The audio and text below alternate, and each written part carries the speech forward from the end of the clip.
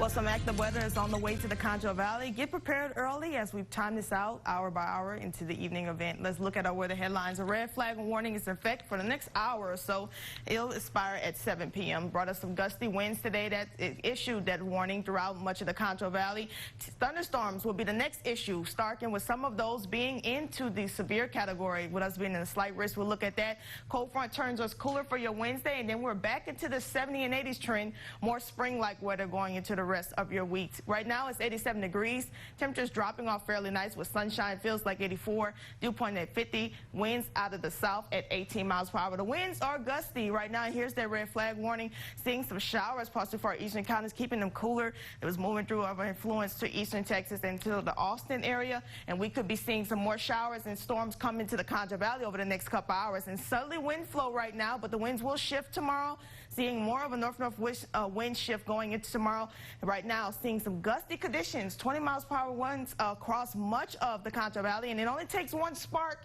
Avoid doing these activities going into tonight. That'll help keep those fire conditions more under control, because if fires do spark out with these windy and dry weather conditions, we could see some dangerous conditions going into tonight. Right now, most of us are cooling off. Temperatures in the 70s eastern. That's where they're getting some showers. A little warmer to the northern Concho Valley, like in Robert Lee at 91 degrees. We reached a high today of 90 degrees, even though we're in spring now. The active weather trend is going to start tonight. We're in the category 2 in the yellow. It's extending as far east as McCullough, as far north as Cole County, and as far south as Sutton and Schleicher County. Some of us even in the marginal risk where we could see some impacts such as heavy rain. And if we time this out, definitely going to see a linear system line.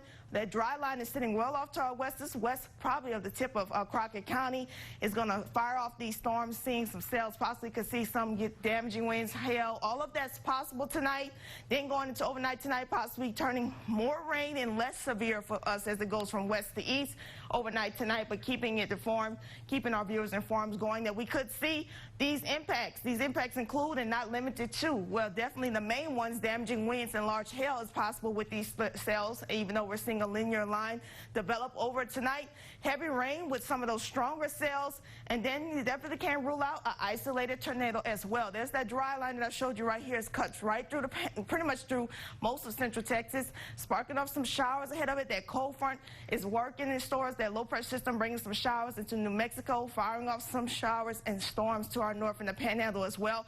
All of that is the perfect setup to get some severe storms. And here's a better look at it. If you can see, the farther west you see, the more drier conditions. The farther east you go, you see more moisture getting into the 50s and 40s. We've been dry. Mostly we've been in the teens and 20s for atmospheric moisture. Seeing that moisture return from the Gulf, all of that's going to help keep these storms in effect tonight and possibly give them the steam and fuel they need to be severe tonight.